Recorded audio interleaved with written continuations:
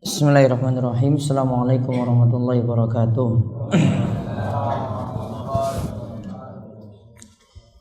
Innal hamdalillah nahmaduhu wa nasta'inuhu wa nastaghfiruh wa na'udzu billahi min shururi anfusina wa min sayyiati a'malina. May yahdihillahu fala mudilla lahu wa may yudlil fala hadiyalah. Wa asyhadu an la ilaha illallah wahdahu la syarika lah wa asyhadu anna Muhammadan abduhu wa rasuluh. Allahumma shalli ala nabiyyina Muhammad wa ala alihi wa man tabi'ahum bi ihsanin ila yaumiddin. Allahumma inna nas'aluka ilman nafi'a wa rizqan thayyiba wa amalan mutaqabbala. Allahumma inna na'udzubika min zawali ni'matik wa tahawuli afiyatik wa fujaati nikmatik wa jami'i sakhatik. Alhamdulillah, para jamaah sekalian yang mugi-mugi senantiasa dirahmati dan diberkahi oleh Allah Subhanahu wa taala. Kita bersyukur atas nikmat dan karunia yang telah Allah anugerahkan pada kita sekalian, sehingga di kesempatan malam hari ini kita kembali dapat duduk dalam majelis yang mulia untuk kembali mengkaji kitab Riyadhus Shalihin karya ulama besar dalam mazhab Syafi'iyah, Imam Yahya bin Syaraf An-Nawawi rahimahullahu taala. Kali ini kita kembali melanjutkan bab ke-10 dari kitab Riyadhus Shalihin, yaitu bersegera dalam melakukan kebajikan, fil mubadarah fil khairat ilal khairat, yaitu bersegera melakukan kebaikan. Kali ini kita akan melihat lanjutan hadis nomor 91. Pada kesempatan sebelumnya kita telah membahas hadis ke-90 yang memerintahkan kita tidak menunda-nunda ketika ada kesempatan untuk melakukan ibadah, melakukan amalan, melakukan sedekah, tidak ditunda-tunda. Kali ini kita lihat hadis ke-91 dari Anas bin Malik radhiyallahu anhu. Dari Anas, yaitu pembantu Nabi sallallahu alaihi wasallam radhiyallahu anhu, bahwasanya anna Rasulullah SAW akhadha sayfan yauma Uhudin. Nabi SAW itu pernah mengambil pedang pada hari Uhud, yaitu pada saat perang Uhud. Kemudian Nabi SAW mengatakan, ma akhadha man yakhudhu minni hadha fabasatu aydiyahum kullu insani minhum yaqulu ana. Kemudian Nabi SAW tanya pada para sahabat ketika itu, siapa yang mau mengambil pedang yang aku pegang ini? Kemudian semua para sahabat itu kemudian mengangkat tangannya, mengatakan, setiap orang ketika itu mengatakan ana, saya.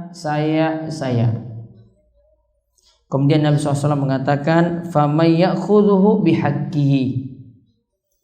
Lalu siapa yang berani mengambilnya dengan haknya, yaitu benar-benar dia menunaikan hak-hak akan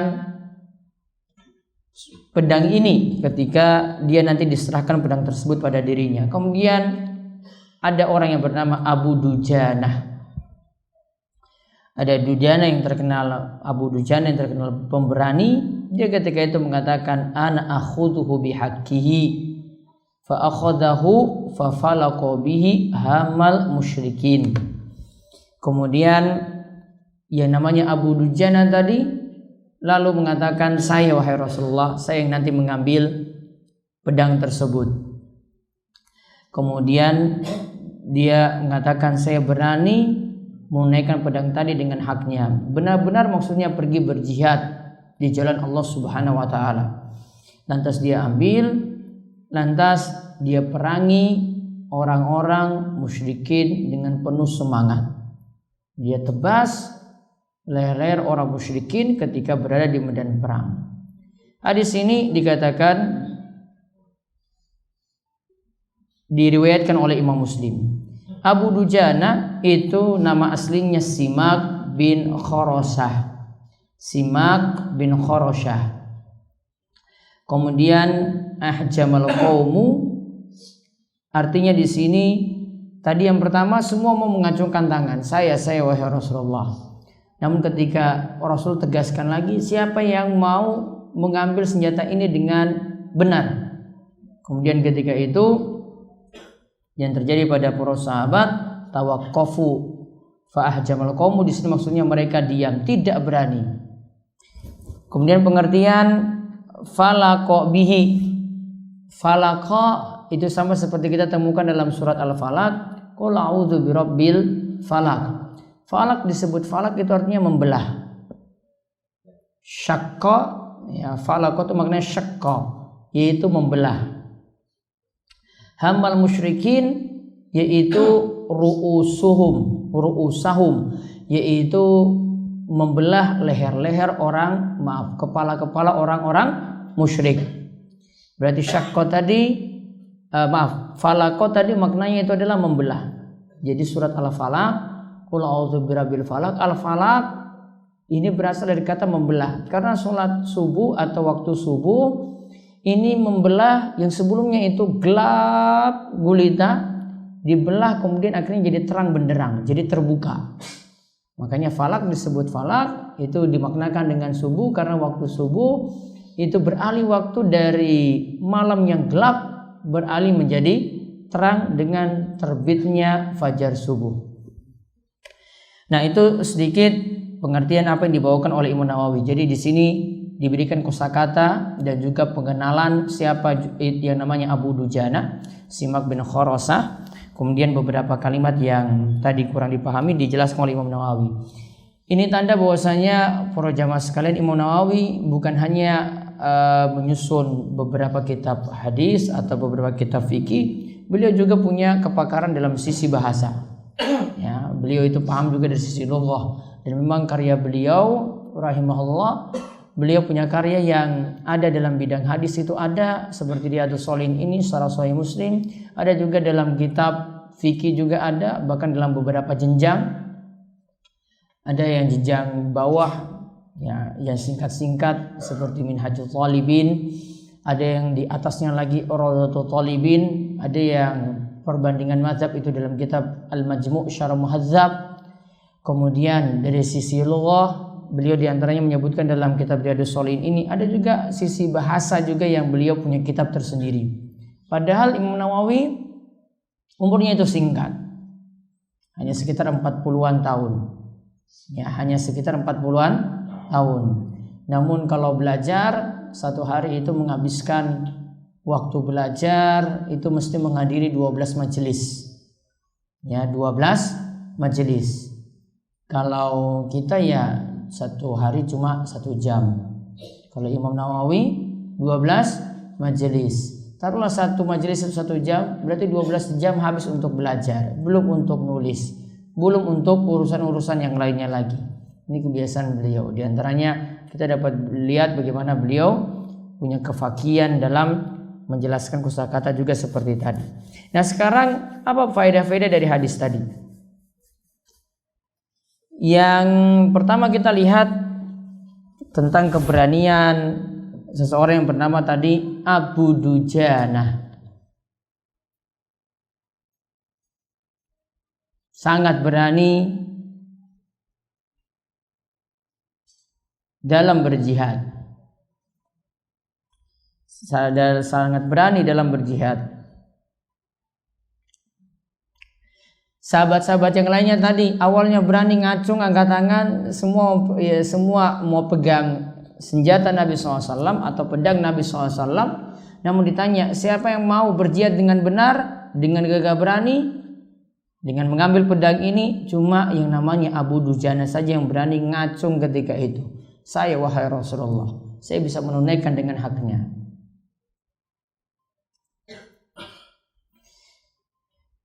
Kemudian faedah yang selanjutnya lagi,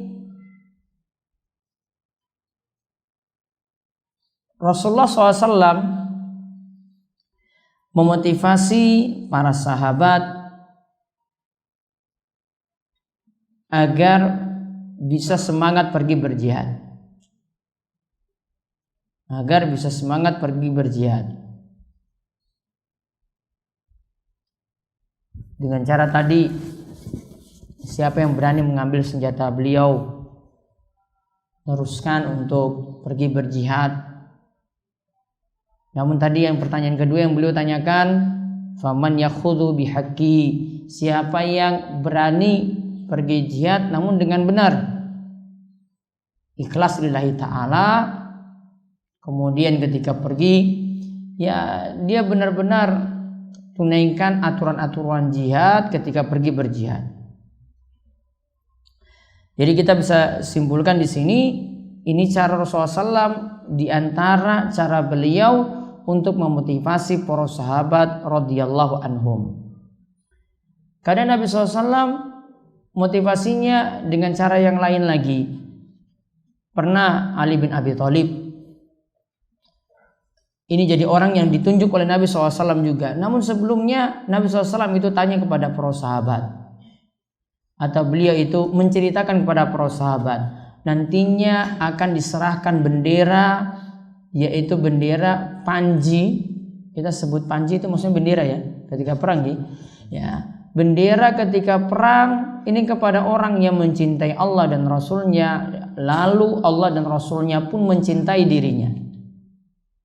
Kepada orang yang mencintai Allah dan Rasulnya, lalu Allah dan Rasulnya itu mencintai dirinya. Dan nanti lewat tangannya lah nanti akan raih kemenangan. Maka sama dengan cerita ini, seluruh para sahabat yang dengar itu kemudian mereka katakan bahwasanya kami ketika itu gila-gilaan ingin mendapatkan kekuasaan, ingin dapatkan kepemimpinan, ingin dapatkan bendera seperti itu, cuma pada saat itu saja kami rakus kepemimpinan. Kenapa demikian? Karena di dalam hadis disebutkan orang yang nanti ditunjuk itu adalah orang yang mencintai Allah dan Rasulnya. Sebaliknya Allah dan Rasulnya pun mencintai dirinya. Karena ada sifat seperti ini, maka semua sahabat tadi ingin dapat bendera tersebut. Karena ada sifat seperti ini, semua para sahabat ingin mendapatkan bendera tersebut. Namun ternyata ketika itu Rasulullah SAW tidak bertanya yang hadir. Malah Rasulullah SAW tanya, Aina Ali bin Abi Thalib? Mana Ali bin Abi Thalib? Rasul tidak tanya yang ada di sini si A, si B, si C, tidak. Namun cari orang lain yang tidak hadir. Kemudian ada sahabat yang menyebutkan Ali bin Abi Thalib itu matanya sedang sakit, maka tidak hadir. Kemudian Rasulullah SAW itu panggil si Ali, suruh bawa ke sini. Rasulullah SAW doakan Ali, intinya beliau itu sembuhkan dengan izin Allah. Ali itu sembuh, ya. Dan ketika itu Ali mengatakan bahwasanya tidak ada bekas sama sekali dari penyakitnya tadi setelah Nabi SAW melakukan pengobatan dengan cara beliau. Dengan izin Allah tidak ada bekas sama sekali. Maka kalau mau doakan orang yang sakit, itu doakan dengan ya Allah berikanlah kesembuhan yang tidak membekas. Ya Allah berikanlah kesembuhan yang tidak membekas. Dan ini doa-doa Nabi SAW ketika kunjungi orang sakit seperti ini. Nah ketika itu lantas bendera tadi, panji tadi diserahkan kepada Ali bin Abi Thalib, tidak kepada orang-orang yang hadir. Ini menunjukkan Bapak Ibu sekalian, para jamaah sekalian, ada orang yang mati-matian cari sesuatu tidak dapat. Yang tidak nyari malah dapat. Ada yang sehari-hari kerja keras ingin dapat hal itu malah tidak dapat. Namun ada yang tidak nyari-nyari, Allah takdirkan dia itu dapat. Ya, ini mesti meyakini takdir dengan benar seperti itu. Ya, kalau orang itu yakini takdir dengan benar, apapun yang diberi maka dia syukuri. Kalau memang tidak jatahnya, bukan rezekinya, maka dia terima. Memang takdirnya sudah seperti itu. Inilah yang namanya bentuk beriman kepada takdir. Ya, maka harus beriman pada takdir yang benar. Kalau orang beriman pada takdir yang benar itu nggak pernah sedih. Keadaannya susah dia pahami, ini sudah jadi takdir, Allah tahu ini yang terbaik untuk saya. Kalau dia dapat sesuatu pun dia tidak sombong, tidak ujub, karena dia tahu ini juga Allah yang beri. Ini kasih sayang Allah Subhanahu wa taala. Allah tahu yang terbaik juga untuk saya. Maka diberi tadi. Maka semuanya itu landasannya karena beriman pada takdir. Ketika dapat sesuatu dia syukuri, ketika enggak dapat, luput dari sesuatu, dia tidaklah bersedih. Ya, namun kalau orang tidak beriman pada takdir, gelisah terus. Ya, dalam keadaan dirinya itu gelisah terus. Enggak dapat, ya nangis. Ya, dalam keadaan susah juga sedihnya bukan main. Dalam keadaan kena musibah sedihnya juga bukan main.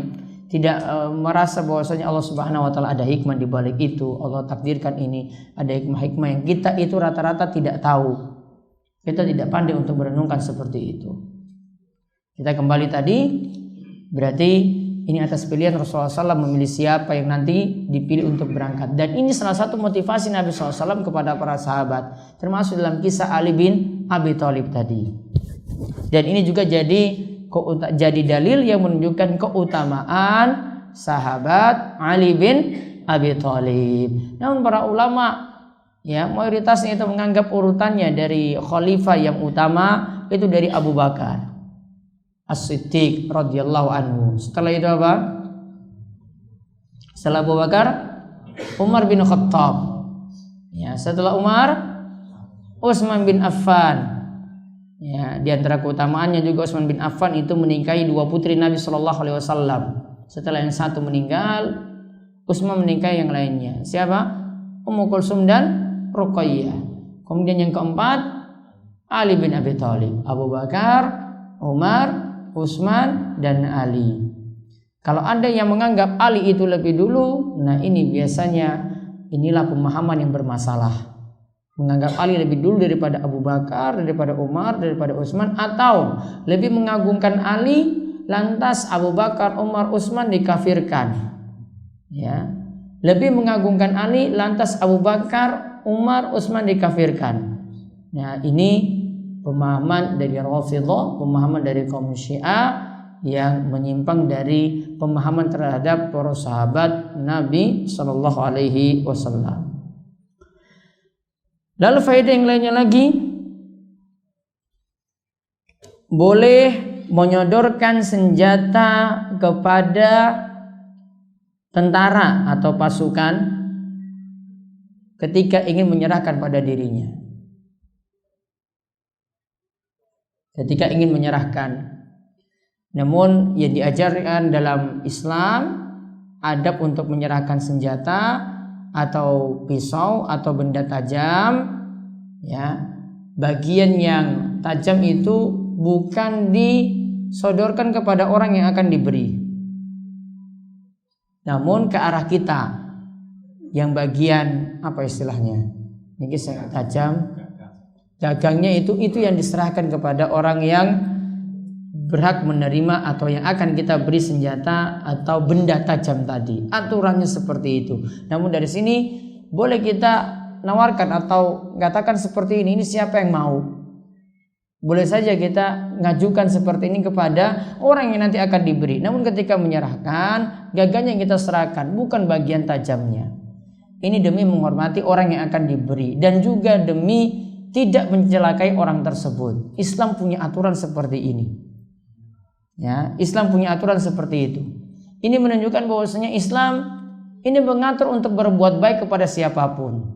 Sederhana sekali diatur dalam menyerahkan benda tajam saja seperti itu. Maka nanti ini berlaku untuk hal-hal yang lainnya, termasuk ini bapak-bapak yang nanti akan menjadi panitia kurban juga. Ada yang mesti dipahami dalam aturan-aturan kurban kaitannya dengan berbuat ihsan, berbuat baik kepada makhluk. Kata Nabi sallallahu alaihi wasallam, Nabi bersabda, "Innallaha katabal ihsana ala kulli syai'in." Sesungguhnya Allah itu menetapkan berbuat baik pada segala sesuatu. Nabi rinci setelah itu. Berbuat baiknya contohnya bagaimana? Fa iza qataltum fa ahsinul qitla. Jika bunuh sesuatu maka bunuhlah dengan cara yang baik. Wa idza dzabhtum fa ahsinu dzibha. Jika menyembelih sesuatu sembelihlah dengan cara yang baik. Kemudian ketika ingin menyembelih hewan, Nabi SAW katakan setelah itu yang ketiga, falyurih dzabihatahu, maka senangkanlah hewan yang akan disembelih.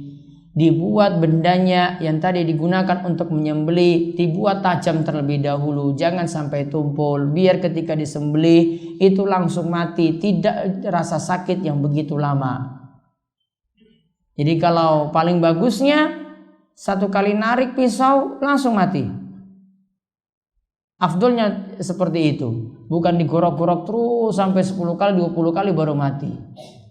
Ini berarti tumpul dan ini menyusahkan hewan yang akan disembelih, membuat deritanya itu lebih lama. Namun kalau sekali tarik langsung mati, kalau ada pisau seperti itu lebih bagus. Maka bentuk berbuat baik kepada hewan tersebut itu ada, ya, bentuk berbuat baik itu ada. Ini diantara bentuknya, senjatanya atau pisaunya atau pedangnya itu dibuat tajam, ya. Ini kalau aturannya untuk kurban dibuat tajam, dalilnya itu tadi. Contoh lagi, tidak menyiksa hewan ketika akan menyembelih. Ya, ini kaitannya dengan kurban gitu. Tidak menyiksa hewan ketika akan disembelih. Contoh menyiksanya bagaimana? Pisaunya ditodongkan kepada hewan yang akan disembelih. Ini loh, kamu nanti sebentar lagi nih. Ya. Lagi kamu akan mati. Langsung di hadapannya atau diasah di depannya langsung. Tajam toh, sebentar lagi kamu mati. Ya. Tidak boleh. Itu tidak bentuk berbuat baik kepada hewan. Contoh lagi yang ketiga, memastikan hewan itu mati dulu. Ya, baru boleh dikuliti. Ada di antara tukang jagal ini dalam mempraktekkan penyembelihan, mohon maaf, ada yang tidak sabar. Tidak sabar ketika melihat sapinya itu masih berontak-berontak, masih belum tenang. Apa yang dilakukan? Biasanya kalau lihat sapinya itu masih ngamuk-ngamuk, ya padahal memang wajarnya memang seperti itu. Akhirnya bagian kakinya itu uratnya dipotong, set satu, kirinya lagi dipotong lagi, set dua. Masih berontak lagi, depannya lagi dipotong lagi, 3, 4 kaki dipotong urat-uratnya. Padahal itu mau dalam proses mati. Namun kalau dibiarkan sebentar, insya Allah nanti akan mati juga. Kalau pemotongan uratnya itu sudah benar, maka sebentar lagi itu akan mati. Biasanya tukang jagal tidak memperhatikan hal ini, tidak sabar. Mungkin karena orderannya itu banyak, ya. Mungkin dikasih orderan 50 sapi. Wah, ini kalau nggak selesai 1 hari ini gimana ya? Ya harusnya ya tambah tukang jagal lagi untuk ngurus seperti itu, tidak tukang jagal yang sedikit. Kemudian tolong nanti dalam masalah pemilihan tukang jagal, Bapak sekalian yang jadi panitia kurban, ya kalau tidak jenengan itu yang jadi tukang jagal, pilih orang yang paham hukum. Kemudian yang kedua, pilih orang yang memperhatikan sholat. Ya, pilih orang yang memperhatikan sholat. Ingat, dalam masalah status hewan itu dikatakan bangkai, itu ada beberapa sebab. Bangkai yang kita bahas, bangkai itu ada beberapa sebab.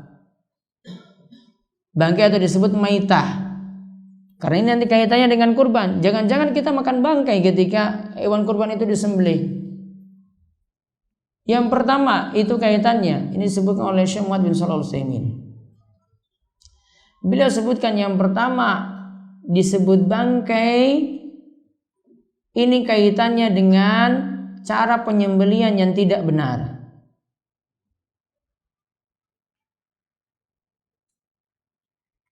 Ada disebutkan dalam, nanti silakan dilihat surat Al-Maidah ayat keempat.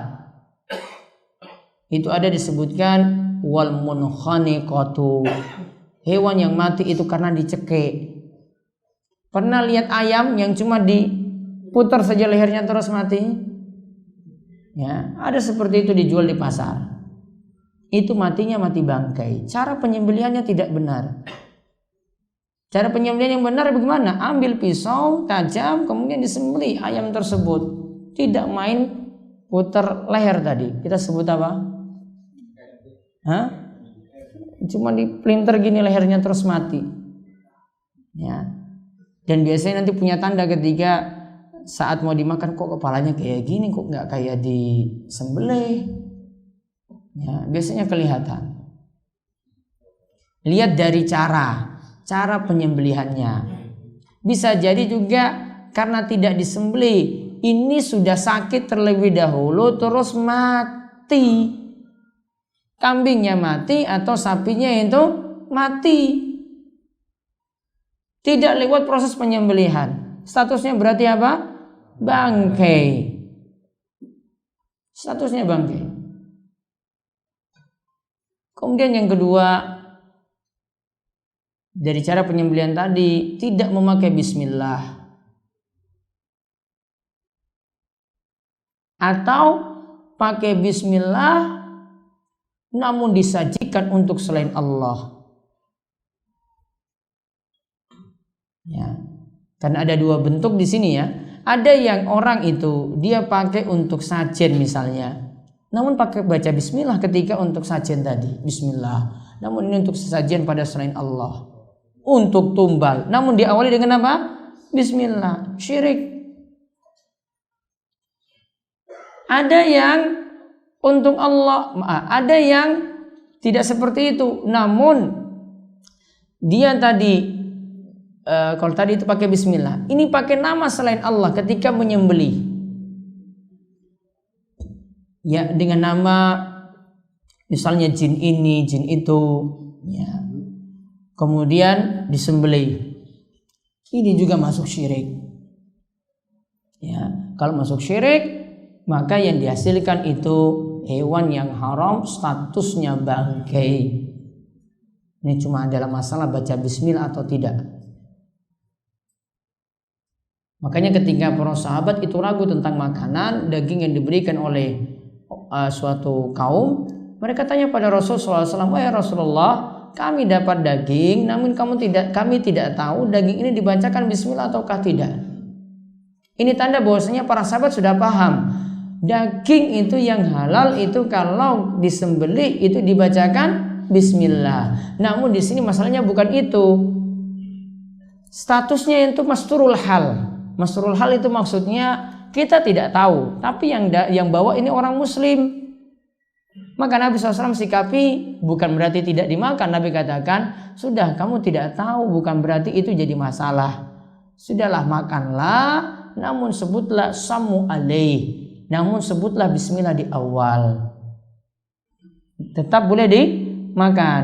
Apa di sini alasannya Nabi SAW suruh tetap makan? Karena kita terlalu banyak suuzon nanti pada orang. Kemudian yang kedua, terlalu menyusahkan kita. Apa-apa kita mesti cek dulu. Ini sudah dibaca bismillah atau belum? Datang ke pasar Imogiri, kemudian tanya, lihat daging, Pak ini dapatnya dari mana ini? Ya, ini proses penyembelihannya bagaimana?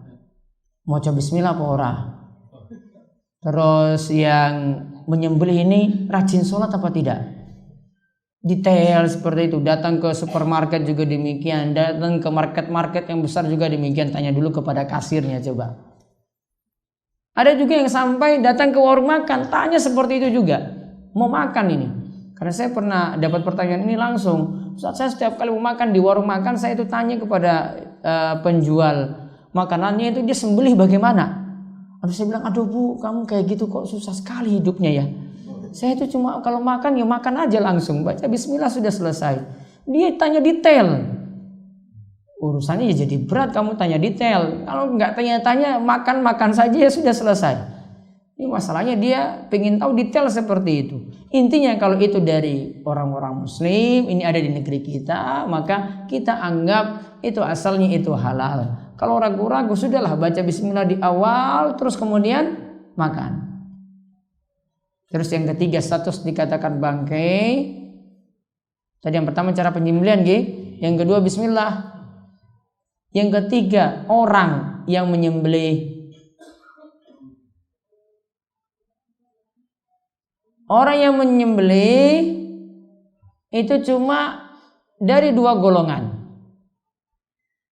Yang pertama muslim, yang kedua itu ahli kitab. Kalau muslim sudah jelas. Terus kok bisa ahli kitab? Lihat di surat Al-Maidah ayat 5. Wa ta'amul ladzina utul kitaba hillul lakum. Dan makanan ahli kitab itu halal untuk kalian. Kata Ibnu Abbas, ini bukan sekedar makanan, namun yang dimaksudkan to'am di sini adalah sembelihan. Karena kalau cuma sekedar makanan nggak perlu dibahas. Karena yang rawan itu sembelihan. Bukan dia bawa tiwul, bukan dia bawa tempe dan yang lainnya seperti itu. Untuk kita bukan. Itu nggak masalah. Namun yang masalah di sini sembelihannya.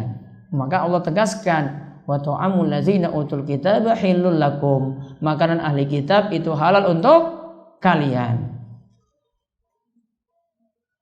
Berarti jadi halal. Ahli kitabnya itu siapa? Yahudi dan Nasrani.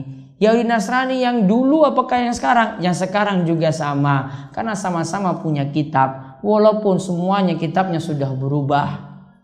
Tetap disebut dengan ahli kitab. Apakah dia sebut bismillah ketika menyembelih? Itu bukan urusan kita. Enggak usah cari tahu. Ya, yang penting dia dari golongan yang layak untuk menyembelih. Jadi yang pertama tadi siapa? Dari sisi orang muslim. Yang kedua ahli kitab. Syarat muslim apa? Sholat. Maka jenengan bisa simpulkan dari sini, bisa simpulkan sendiri tentang status orang yang tidak sholat. Mendingan ahli kitab itu masih boleh hasil sembelihannya. Orang yang tidak sholat tidak boleh. Masih mending ahli kitab kan? Masih mending ahli kitab. Daripada orang yang meninggalkan sholat. Orang yang meninggalkan sholat, dia itu menyembelih, makanan yang jadi bermasalah. Menurut ulama-ulama yang mengatakan, ya, orang yang meninggalkan sholat itu kafir. Lebih parah. Lebih parah dari sisi hewan yang disembelih. Karena kalau ahli kitab masih halal. Namun kalau orang yang meninggalkan sholat, masalah. Walaupun baca bismillah. Walaupun mulutnya komat kamit, baca zikir-zikir macam-macam, gak butuh, ya, gak dibutuhkan. Yang dibutuhkan dia itu syaratnya muslim. Muslim itu harus sholat. Yang saya pernah ditanya ini tentang orang yang gak sholat terus dia sembelih. Itu kalau dibacakan bismillah gimana? Mau baca bismillah, mau dia baca apapun juga gak manfaat. Sampai dia sholat. Kuncinya cuma satu. Suruh sholat. Baru selesai. Ya, dia mau mulutnya kumat kamit baca zikir. Mau baca sholawat. Membaca apa. Enggak sholat ya enggak manfaat. Tunggu sholat dulu. Lalu dia menyembelih baca bismillah. Baru jadi halal hasil sembelihannya. Ya, itu kaitannya dengan disebut maitah tadi. Ada berapa? 3. Yang pertama dilihat dari cara yang tidak benar. Yang kedua tidak baca bismillah atau dia sebut nama selain Allah. Yang ketiga dari sisi orang yang menyembelih. Berarti paling enak kita makan apa berarti? Selain daging. Ya. Iwak laut itu nggak masalah. Iwak laut itu jenengan nggak usah cari-cari tahu loh apa. Walang juga nggak masalah. Ya ada yang alergi ini ya bukan urusan saya, pokoknya enggak masalah. Kita bahas halalnya. Ini enggak mau, saya juga enggak pas juga. Ini yang mau, ini ada yang enggak, yang monggo silahkan. Namun kalau kaitannya dengan daging punya syarat-syarat seperti itu. Makanya kalau mau pilih makan paling enak itu iwak laut, sudah selesai. Ya, yang penting ikan lah, selesai. Tiwul, tempe sudah itu sudah. Gak usah tanya-tanya macam-macam lagi. Makan tenang sekali. Namun kalau milih makanan yang super mahal, yang daging-dagingnya itu ada, wah ini sudah was-was ini. Wah ini bagaimana ini? Apalagi kalau tinggal di negeri-negeri yang bermasalah, tinggal di Jepang, tinggal di Korea, tinggal di Cina, tinggal di India, serba masalah lagi. Ya, mendingan dia makan sayur aja dan nasi aja setiap hari. Kalau enggak dapat iwak laut baru dia nanti makan. Kalau enggak ya enggak usah. Ini paham ya? Itu tadi kaitannya dengan bangkai. Kita kembali tadi berbuat ihsan. Ya, kita diperintahkan untuk berbuat ihsan. Tadi pelajarannya dari mana? Yaitu dalam hal menyodorkan senjata atau benda tajam itu dibolehkan, namun baiknya bagian gagangnya yang kita serahkan, bukan bagian yang tajamnya. Ya, bukan bagian yang tajamnya. Ya, itu baru seputar yang kita kaitkan itu dengan masalah kurban, baru seputar ingin menyembelih. Belum nanti pembelian hewan kurban. Ya, belum pembelian hewan kurban. Ingat, karena kurban itu disebut kurban. Kurban itu artinya mendekatkan diri pada Allah. Sehingga kalau orang mendekatkan diri, jangan kalah dengan orang musyrik. Orang musyrik itu kalau mau dijadikan suatu untuk sajen, maka dia pilih suatu yang istimewa. Gak mungkin dia kasih lembu yang kurus-kurus, gak mungkin. Iya kan? Wah, kena marah itu nanti. Bahu reksonya itu nanti marah.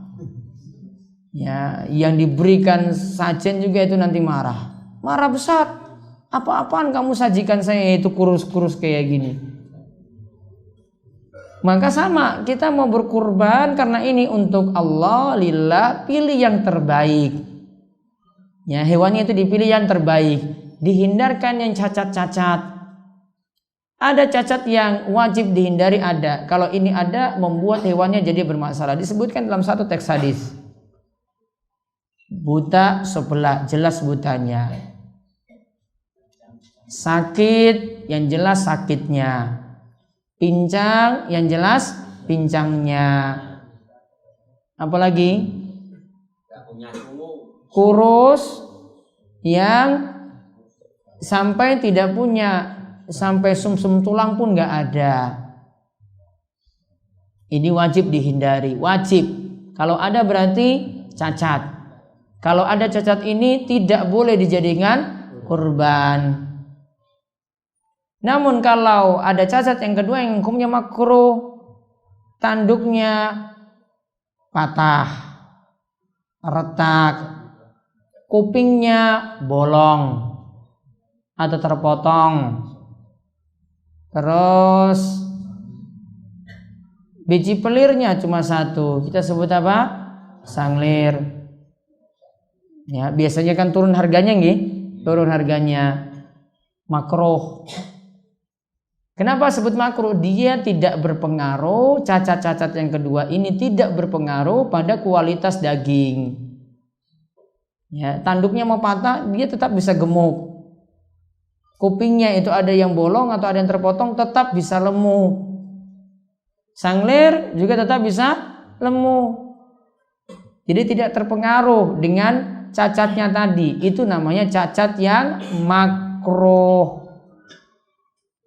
Boleh nggak hewan kurban dipilih yang ini, yang betina, wedok, boleh nggak dipilih? Boleh.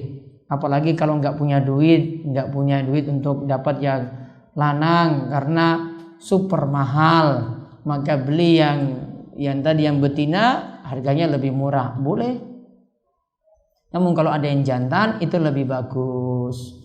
Dan yang biasa dipilih oleh Nabi SAW itu yang punya sifat-sifat sebagai berikut. Yang punya sifat sebagai berikut ini yang paling bagus. Yang pertama jantan, yang kedua warnanya putih. Warnanya putih. Yang ketiga bagian perutnya di sini ada tanda hitam. Yang keempat bagian matanya dikelilingi tanda hitam. Namun belantik-belantik itu nggak paham seperti ini. Kalau dia paham ini adalah sapinya, ini sesuai dengan tuntunan Nabi Sallallahu Alaihi Wasallam, dia bisa dikasih harga tinggi. Namun belantiknya itu orang ngaji, ya masalahnya nggak ngaji itu nggak tahu cara-cara untuk nawarkan harga tinggi. Kalau saya jadi belantiknya saya katakan, ini kalau kamu jual 2 juta, saya jual 5 juta. Kenapa 5 juta? Wah, ini sesuai dengan tuntunan Kanjeng Nabi. Ada hadisnya ini.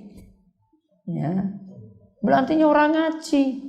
Coba kalau belantik yang ngaji coba. Iya entah. Ada yang belantik-belantik di sini. Alhamdulillah berarti bisa naikkan harga sapinya tadi. Naikkan. Beritahu apa alasannya. Ada hadisnya ini. Saya pernah bagi buku kurban kan?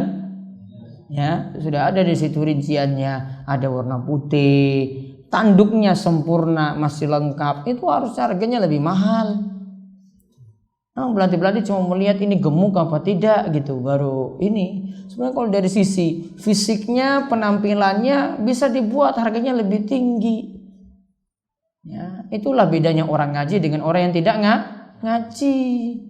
Kalau ngaji itu sudah paham ini kayak begini nih. Wah, oh iya ya, ini saya bisa naikkan. Nanti dia ketika ingin tawarkan kurban pilihan Kanjeng Nabi, ya harganya kasih harga spesial. Ya, nanti yang beli-beli juga pasti ngaji-ngaji gitu. Oh iya ya, dulu saya dapat pas pengajian tuh kayak begini. Iya, langsung dipilih seperti itu. Paham nih dari sisi hewan yang dipilih. Kalau tadi dari cara penyembelihan, nanti cara pembagian dan pemanfaatan setelah hewan itu disembelih punya pembahasan tersendiri. Kapan-kapan baru dibahas. Ini kan masih lama. Tanggal 15 Zulqa'dah. Ya, itu masih setengah bulan lagi tuh. Nanti pertemuan berikut lagi baru disinggung lagi. Ada yang belum dapat buku kurban? Hah? Banyak? Oh lagi ngaji berarti ini orang ngaji. Nanti insya Allah nanti beritahu saya jumlahnya berapa. Masih ada sebelum itu habis terjual. Taib. Faedah yang berikutnya lagi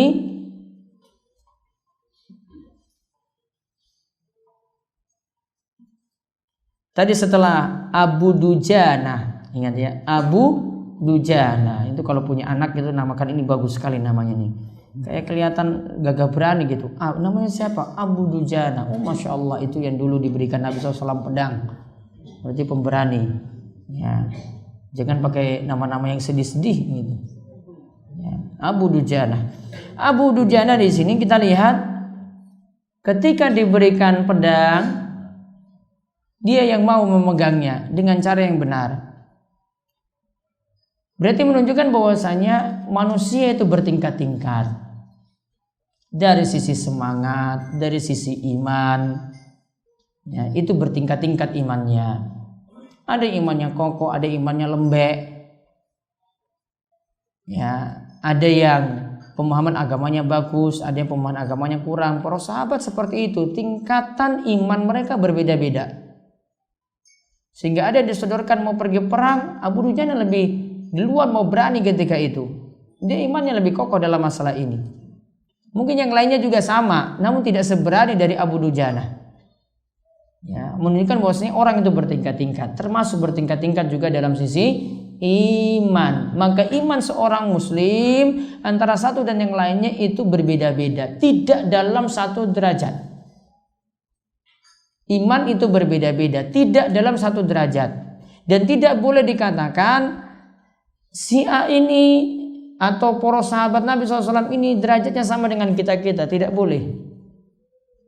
Atau Abu Bakar dengan Abu Jahal itu imannya sama. Tidak boleh. Ya, ini jelas berbeda. Ya, karena iman itu bertingkat-tingkat. Ya, ini kaidah dari Ahlussunnah wal Jamaah atau prinsip dari Ahlussunnah wal Jamaah. Iman itu perkataan, kemudian perbuatan, dan juga perkataan, perbuatan, dan keinginan hati. Itu harus ada.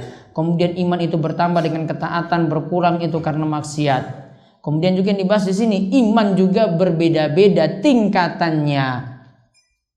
Ya, ada yang tinggi imannya, ada yang rendah imannya, sehingga dalam masalah dia dapat ujian, dapat cobaan. Orang yang imannya lebih tinggi, cobaannya lebih berat. Orang yang imannya lebih rendah, lebih lembek, maka cobaannya biasa-biasa. Itu yang dikatakan oleh Nabi SAW.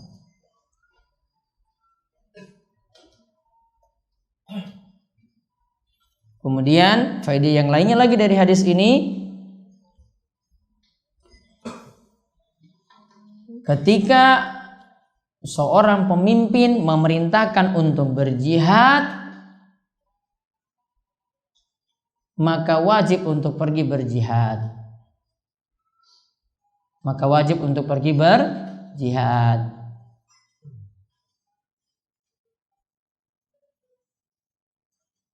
Dan ini yang paling mungkin sekali untuk pergi seperti ini para polisi dan tentara.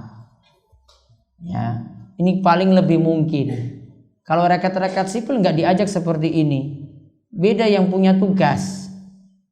Sehingga kalau memang aparat kepolisian dan tentara itu paham seperti ini, akan semangat sekali untuk belajar, kemudian ketika menjaga keamanan, sampai pun nanti untuk jaga pos dan yang lain-lain, pekerjaan-pekerjaan seperti itu ada kaitannya dengan mereka, ya, dan ini lebih cenderung kepada mereka, maka mereka akan semangat untuk menjaga negara ini.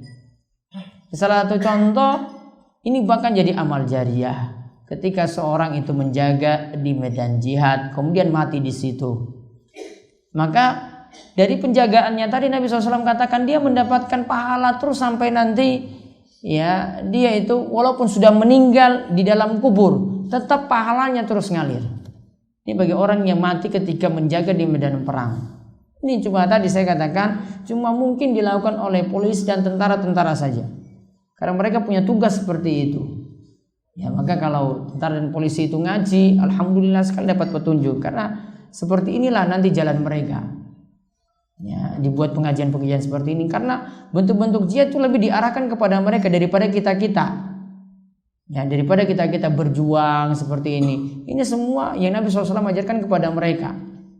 Ya, sehingga harus ada memang pengarahan khusus kepada mereka sehingga tahu cara berjuang yang benar seperti apa, menjaga itu bagaimana, punya pahala-pahala sendiri, bukan hanya sekedar menjaga negara. Bahkan ini sampai mendapatkan pahala, berarti sama seperti menjaga syariat atau agama kita ini.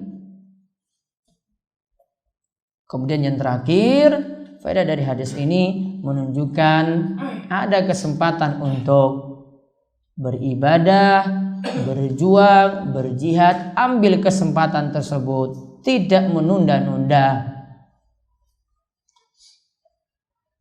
Ada kesempatan ambil, tidak ditunda-tunda. Ini maksud dari apa yang dibawakan oleh Imam Nawawi dalam bab ke-10 ini, yaitu mubadarat ilal khairat, bersegera untuk melakukan kebajikan. Wallahu a'lam bishawab. Itu yang kami sampaikan, mugi-mugi manfaat. Ada yang ingin ditanyakan, monggo silahkan. Yang lain dulu. Monggo. Islam.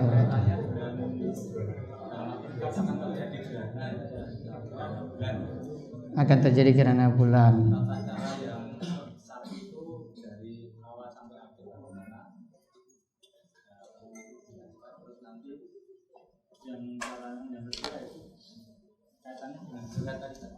Banyak tentara yang mengaktif, tapi dia mendapat panggilan untuk membela negara. Nanti apakah tahu beliau itu gugur apa itu masih siap? Ada yang dipanggil namun yang non muslim, apakah nanti mereka itu pergi perang kemudian mati itu akhirnya disebut berjihad? Tidak. Amalan soleh kaidahnya cuma diberikan pahala bagi orang-orang beriman saja. Syaratnya harus muslim. Pernah Nabi SAW itu masuk di kebunnya Ummu Ma'bad. Ummu Ma'bad ketika itu dia sedang ini tentang masalah kurma yang ditanam. Karena kalau kurma itu ditanam, kalau ini dimanfaatkan oleh orang banyak, kurma itu kan makanan pokok. Sama seperti padi yang kita tanam. Rasul tanya terlebih dahulu, ini yang tanam itu muslim ataukah kafir? Ya, kemudian Ummu Ma'bad ketika itu jawab, yang menanamnya itu muslim. Oh, berarti selesai. Berarti diterima. Berarti kalau dijawab itu yang menanamnya itu kafir, maka tidak diterima amalannya. Itu pentingnya Nabi SAW tanya kepada Ummu Ma'bad, yang nanam itu muslim ataukah bukan? Ya, jadi syaratnya itu. Ya, pokoknya syarat amal soleh bisa diterima, termasuk jihad bisa diterima, termasuk amal jariah bisa diterima. Syaratnya wajib muslim. Yang kedua,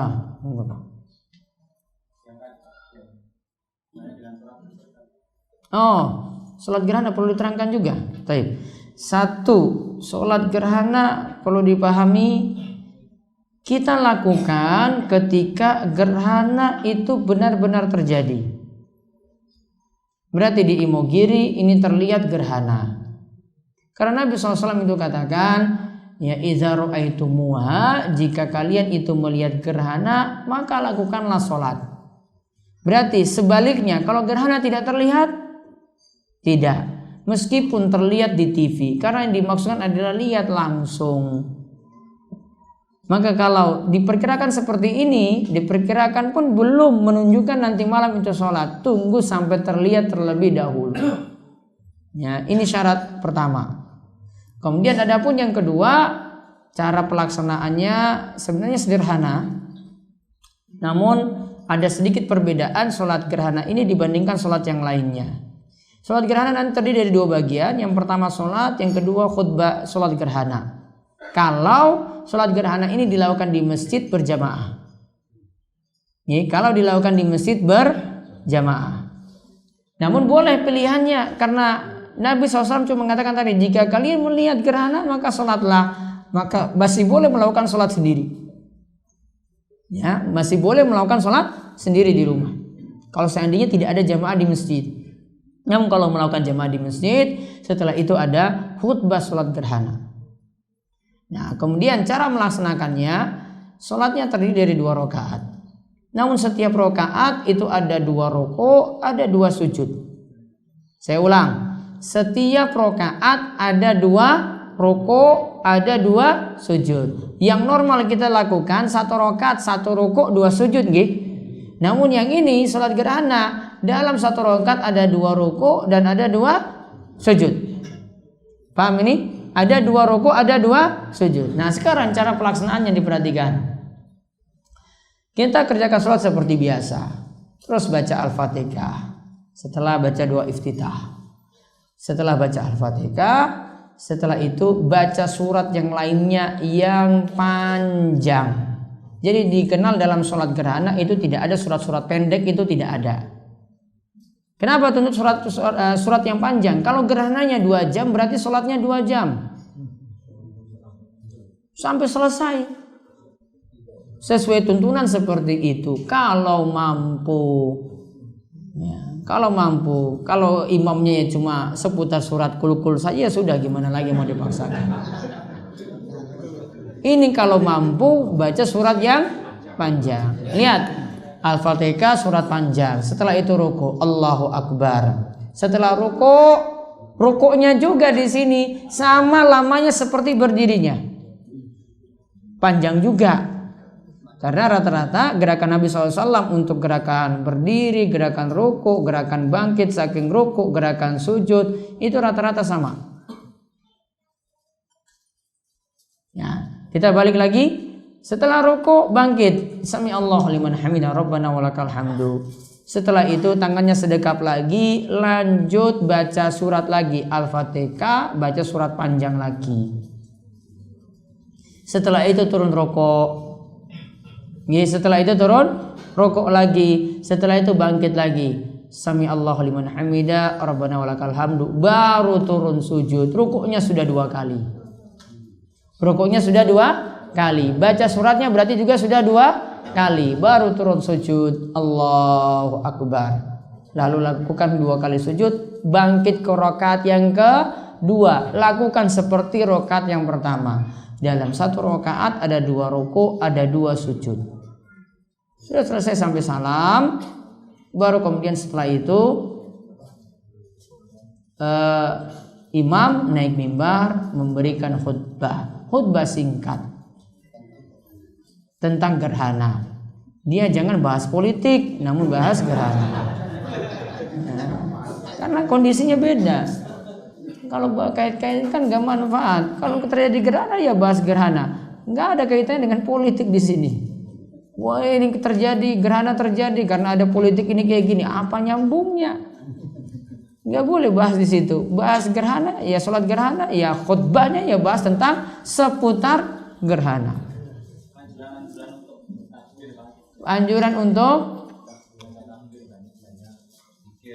yang ada berzikir, kemudian bersedekah, perbanyak istighfar. Namun bertakbirnya ini bukan takbiran, enggak ada kaitannya dengan takbiran teriak-teriak seperti kita ketika takbir Idul Fitri, tidak ada. Karena sifat sholat gerhana itu untuk nakut-nakuti, bukan untuk senang-senang. Ya, sehingga kalau ini bukan untuk senang-senang, jangan banyak-banyak selfie, jangan banyak-banyak moto-moto, perbanyak sholat, perbanyak istighfar, perbanyak sedekah. Jangan ikut tren. Ya, wah saya mau lihat itu dulu lama-lama, enggak, sholat dulu. Ya, itu yang mesti dilakukan. Dengan catatan tadi di awal nih, kalau terlihat gerhana. Kalau sini tidak terlihat, Jakarta terlihat, berarti kita tidak sholat. Orang Jakarta yang sholat. Ya, syaratnya kelihatan atau tidak? Ada lagi? Saya pernah sholat udah subuh, sholat fajar di suatu masjid. Sedang tahiyat Ibrahim. Sholat Ibrahim. Sedang baca sholat Ibrahimiyah. Sholat dikomati. Nah, sholat Ibrahimiyah jadi kan lagi sholat sunnah, kemudian sholat diikomati. Terus belum salam gitu. Sholat dikomati, terus di ujung shop itu ada yang ngundang. Sholat udah dikomati. Seolah-olah menyindir saya harus menyelesaikan sholat, terus membatalkan sholat. Sholat udah dikomati. Yang saya tanyakan, apakah saya kalau meneruskan sholat itu sampai salam, saya yang berdosa, apa yang komat yang tidak toleransi? Baik. Kedua, kapan sholat itu bisa dibatalkan? Terima kasih. Ya, jadi pertanyaannya, kita sekarang sudah berada di tahiyat akhir, sedang baca bacaan tahiyat, yaitu di sini sudah sampai sholawat, berarti sebentar lagi nanti akan salam. Kemudian berkumandanglah iqomah. Ya, kita ingin menyelesaikan ataukah putus sholatnya tadi demi kita melanjutkan sholat bersama imam.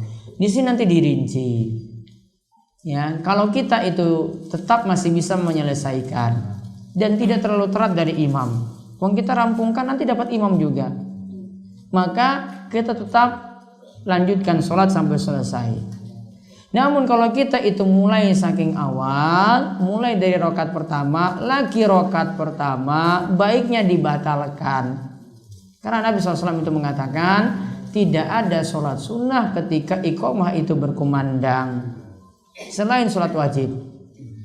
Ya, tidak ada lagi sholat sunnah ketika iqomah dikumandangkan selain sholat wajib. Ya, jadi cuma ada sholat wajib saja. Namun dirinci tadi, kalau masih bisa dilanjutkan, maka kita lanjutkan. Nggak usah dengar orang yang ngomong tadi, dia itu nggak paham. Ya, suruh ngaji dulu, akhirnya jadi paham. Ya, makanya nggak usah dengar.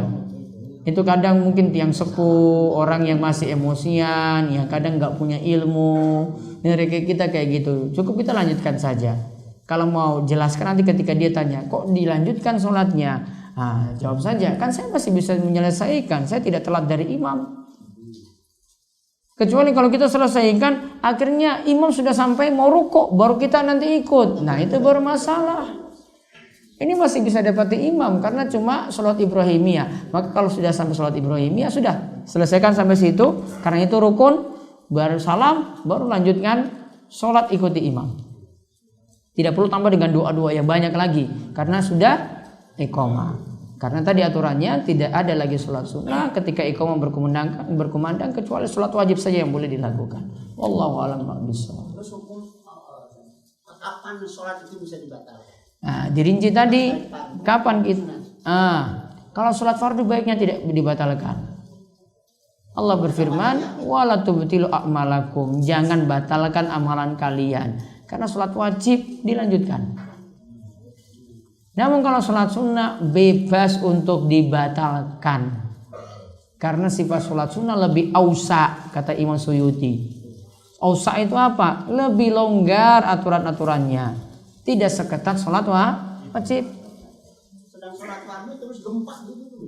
Wah, itu masalah lain lagi itu. Nah, sholat fardu terus gempa. Ya sudah, kabur saja, nanti baru lanjutkan sholat lagi. Masalah lain lagi ini. Baik, monggo. Ya,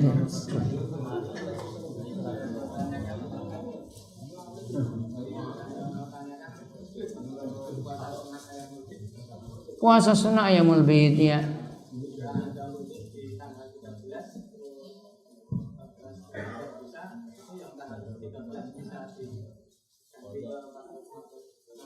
Baik, ditanya tanggal 13, 14, 15 kita puasa Ayyamul Bid, boleh nggak diganti 14, 15, 16? Tidak bisa. Ayyamul Bid itu harinya sudah pasti 13, 14, 15. Jangan geser-geser nggak lagi Ayyamul Bid. Ya, Ayyamul Bid sudah jelas 13, 14, 15. Apa tanda Ayyamul Bid? Lihat bulan, kelihatan besar. Jangan geser, itu sudah tidak lagi seperti itu. Maka bukan lagi Ayyamul Bid. Pokoknya 3 hari ini. Namun kalau orang terkendala dengan 3 hari ini, tolong dipahami, Ayyamul Bid bukan wajib. Kok kita itu khawatir sekali saya nggak dapat itu? Nggak masalah kamu nggak dapat. Sudah dapat 2 hari kan? Ya sudah. 1 hari lagi bebas mau lakukan kapanpun. Tidak dapat Ayyamul Bid, ganti dengan puasa 1 bulan itu 3 hari. Harinya kapan? Bebas. Jangan nganggap wajib. Ya, sesuatu yang wajib sesuatu yang bukan wajib jangan dianggap wajib. Ya, kalau luput ya sudah resiko. Ya, mau digeser tanggal 16 monggo silakan. Namun tidak lagi disebut 16 itu Ayyamul Bid. Ayyamul Bid cuma apa? 13, 14, 15. Namun kalau uzurnya 13 tidak bisa sudah 14, 15, 16. Namun 16 tidak masuk Ayyamul Bid. Nanti masuk pahala puasa 1 bulan 3 hari. Puasa Ayyamul Bid itu masih kalah dengan puasa Senin Kemis. Ya. Puasa Senin Kemis itu pahalanya lebih besar. Kenapa pahalanya lebih besar? Senin Kemis harinya lebih banyak. Ayyamul Bid cuma 3 hari. Senin Kemis 1 bulan 8 hari. Jadi jangan terlalu anggap istimewa Ayyamul Bid. Ayyamul Bid kalah dengan Senin Kemis, apalagi puasa Daud. Masih kalah.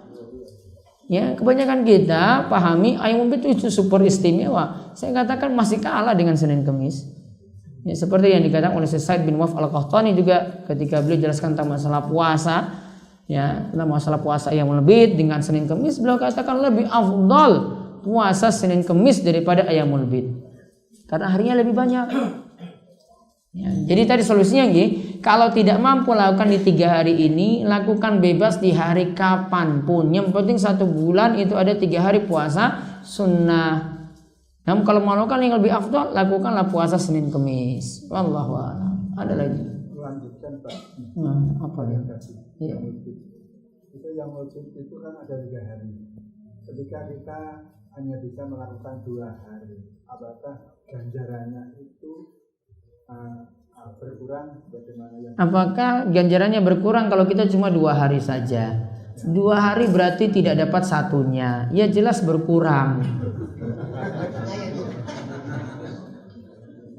Ya kan? Ya jelas berkurang. Nggak mungkin sama 3 dengan 2, nggak mungkin sama. Setahun itu setengah tahun itu ya. Iya. Karena Ayyamul Bid kan kalau kita puasa terus rutin sama seperti kita puasa selama 1 tahun. Karena 3 hari sama seperti 1 bulan. Karena dikalikan 10 jadi 30 hari.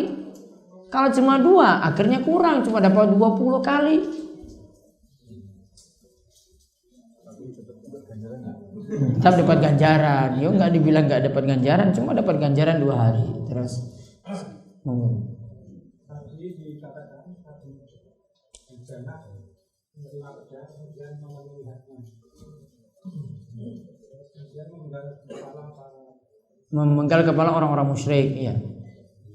Itu yang kita tangkap atau yang kita bisa artikan pada zaman sekarang ini. Masalah menyembelih tadi, menyembelih kepala itu ditebas gitu seperti itu. Ya. Nah, nanti saya takut ini pahaminya seperti pemahaman ISIS lagi seperti itu. Ya tadi yang cuma bisa melakukan ini 1, tentara dan polisi saja, itu tugas mereka. Ya. Kemudian senjatanya di sini disesuaikan juga zaman ke zaman, nggak mesti pakai pedang. Ya, pakai tembak juga boleh. Namun pelurunya ya beda, bukan dengan tembak mau tembak manuk, bukan. Ya, yang jelas yang benar itu senjatanya. Jadi bisa sesuaikan seperti itu. Ya, sesuaikan dengan zaman saat ini. Ya, berjihad itu bagaimana? Ya pakai senjata di zaman ini juga. Ya, tidak seperti itu, tidak dimaknakan teksnya seperti itu. Namun ini yang diceritakan di masa silam Abu Dujainah seperti itu, dan ini yang terjadi di masa Rasulullah SAW. Wallahu a'lam. Waalaikumsalam.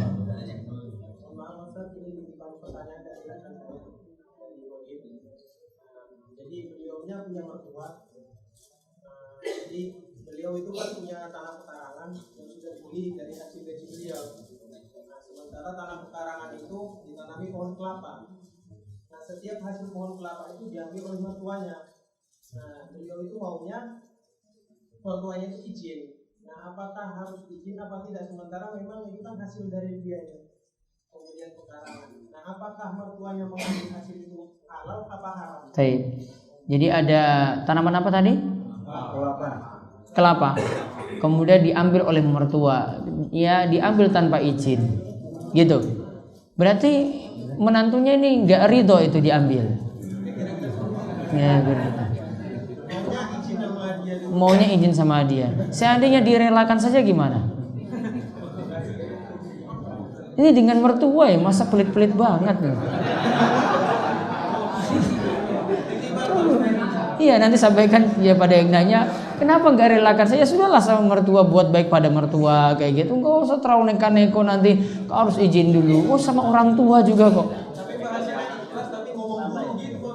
Ikhlas namun ngomong dulu. Ya sudah, sekarang kan sudah terlanjur ya kan. Sudah ngomong sama mertua, bilang, "Sudah Pak, saya sudah ikhlaskan walaupun kemarin nggak minta izin. Sudahlah, ambil saja." Gitu aja selesai kan. Daripada nanti minta izin, masalahnya rentetannya banyak sekali. Nanti masalahnya dengan istri, masalahnya dengan ini, masalahnya dengan ini. Itu aja. Banyak ngalah saja lah dengan orang tua itu, jangan tambah ngomel lagi, tambah komentar lagi, nggak akan selesai.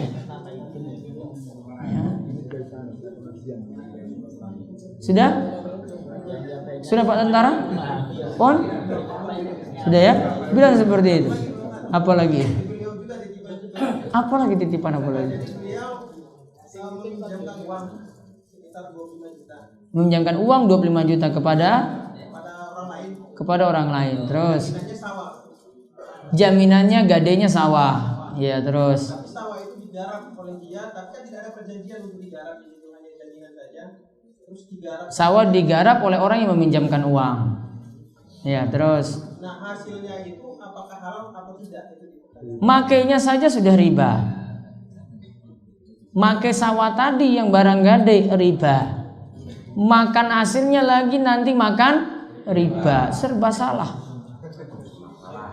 Ya, jadi tidak boleh dimanfaatkan sama sekali untuk barang gadai. Kaidahnya untuk barang gadai tidak boleh dimanfaatkan oleh orang yang meminjamkan uang. Mau pakai alasan apapun nggak boleh. Dia gadai motor nggak boleh dipakai, ditaruh. Kecuali mungkin ada perawatan, nanti suruh yang punya motor nanti rawat gitu, kasih uang oli atau apa gitu, dia urus. Sawah juga demikian. Kalau dimanfaatkan, masuk kaidah kullu qardin jara manfaatan fahuwa riba. Setiap utang piutang yang dalamnya itu ada keuntungan, maka itu adalah riba. Sudah. Besok suruh hadir pengajian, biar bertanya langsung. Hah? Oh, rumahnya di Kebumen. Yuk sekali-sekali datang ke sini dari Kebumen untuk maju. Udah ya? Iya, Mbak.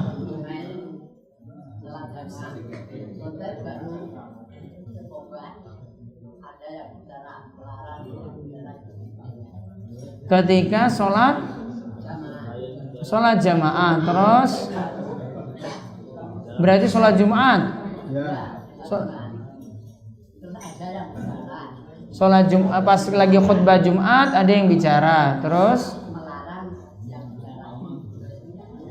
ini ada yang ngobrol, kemudian ada yang larang orang yang ngobrol. Nabi SAW katakan yang bilang suruh orang lain diam, dia juga Jumatannya bermasalah. Kecuali khotib yang ingatkan boleh, karena tugas khotib.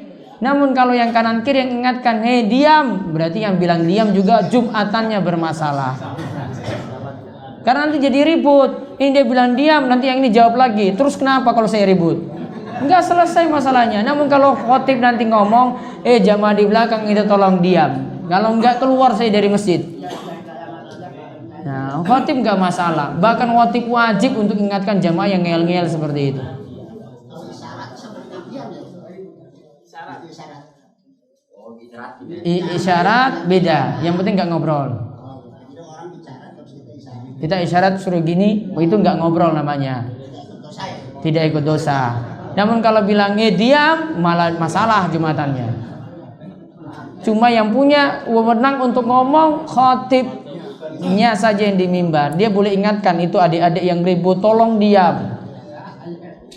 Bapak-bapak nggak boleh, yang jadi jamaah nggak boleh, karena tetap nggak akan selesai. Khotib yang punya wewenang, karena dia cuma satu suara, yang lainnya manut pada khotib. Ya, itu saja yang kita sampaikan kesempatan malam hari ini. Bagi manfaat dan ada kurang lebihnya kami mohon maaf. Dan insyaallah kita akan bahas lagi pada pertemuan berikutnya, melanjutkan bahasan kitab Riyadhus Shalihin. Kita tutup kalian doa kafaratul majelis. Semoga subhanakallahumma bihamdika asyhadu an la ilaha illa anta astaghfiruka wa atubu ilaik. Assalamualaikum warahmatullahi wabarakatuh.